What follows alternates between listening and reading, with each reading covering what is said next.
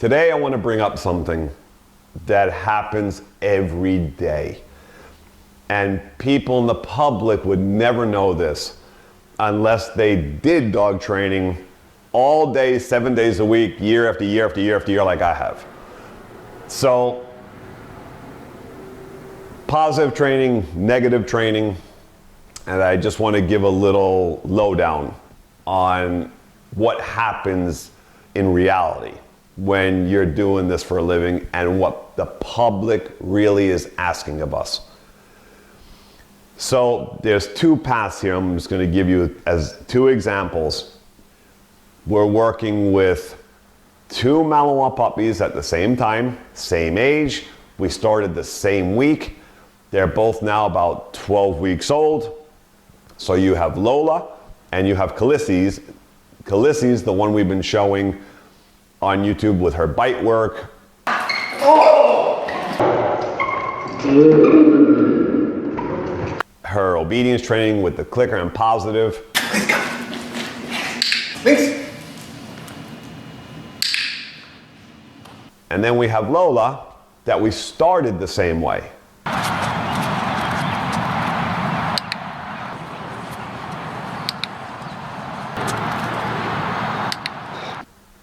But with Lola, this is exactly what happens every day of our training lives. So both were starting with the clicker and food, and I advised to stay positive young as early as possible, only because we want protection training for both in the end. So I try not to tamper too much with any negative training when that's the end in mind. I'm trying not to dip the dog at all, but when you know what you're doing, you'll get over that quickly and you'll avoid that. But that was the path that we started with both. So Khaleesi's right now still here. You're going to see this is her advancing her positive skills. Here, 6, please. Good girl. And then you have Lola here, where we had to take a different route very quickly, because this is what happens all the time, every day with the majority of the public. The positive training, you have to have patience, and a lot of patience, if you want great results in the end. But it will take a while to get reliability. Now, in my system, because I know this too, a master at positive training, my own puppies, all, whether they're going to be great obedience dogs or protection dogs in the end, I start their foundation training with clickers and positive. But always, no matter what, I'm gonna end up later going to a little bit of pressure training, generally with the remote collars, because I want gentle pressure training with no bad results. And that's why you see my dogs that do things, they are very quick about their obedience and very spirited. Sit, down, sit, let's go, down, center, front, sit, down, finish, down, sit. That's hard for the public to understand. And our new clients, that when we do this, it's hard for them to understand. That what? The electric, the remote collar will make them spirited and do things well? Yes, when you do it well, this is where everybody's so confused. They will be turned on by the collar and love to play to the remote collar and electric collar. Right? All clients will tell you that. A client yesterday, the dog's rolling, happy, tail wagging, the husband was against the collar. And all of a sudden, she was having a great time after tapping the remote collar and having her do things for the first time. He got out of that very quickly and became a fan. Because seeing how happy the dog was and not believing that she was wagging her tail all over the place and playing on the ground like she's never done before so happily with remote collar training. Very difficult for humans to grasp when we understand that. And that's why we're in a unique category in dog training. And we get different results than most because we understand the psychology of dogs and what really turns them on. But back on track, Lola's owner could not take anymore this gradual process of positive. They need results now, whether or not protection later or not, whether that happens, they want that, but they cannot deal with right now her pulling, her not listening for real, unless there's treats involved, and everybody goes through that with positive. And I completely understand that.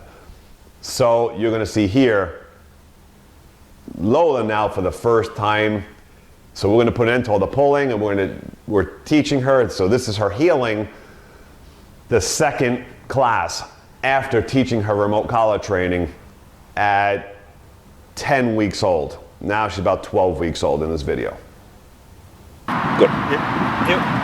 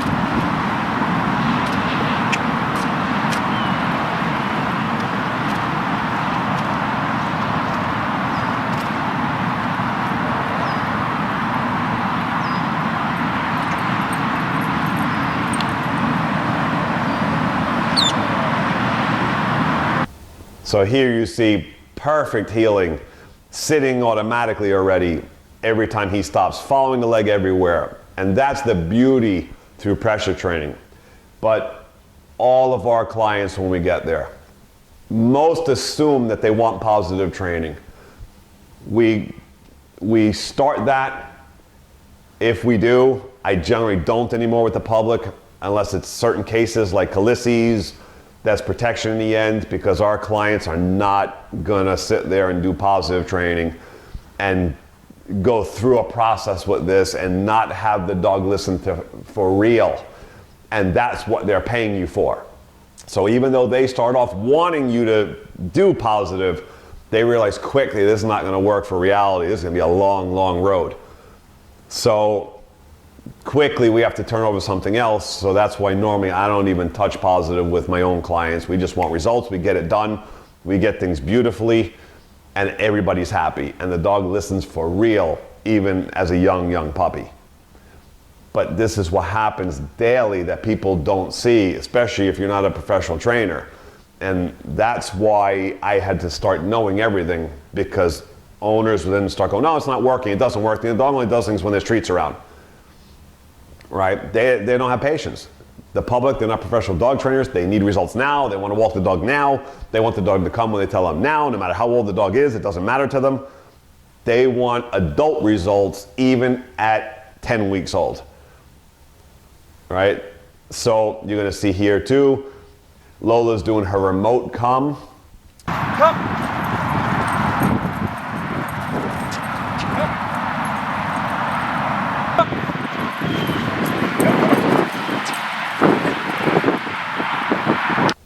Here we're doing with Lola also.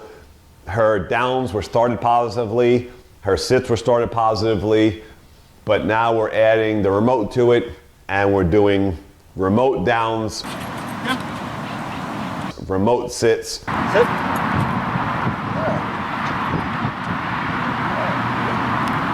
And here you're gonna see Lola after the class that we were doing the downs and the sits, she'll still play with the tugs.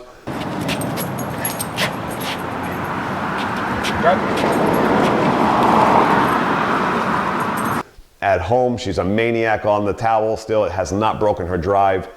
She's just fine, even though she's going through the pressure side of training instead of the positive side. So all is good. Everything will be fine in the end. It doesn't matter. 2 different roads, 2 different routes. We're gonna get to the end the same, just in a different pathway. Not one is bad, not one is better. It's just different. So till next time, Miami Dog Whisperer.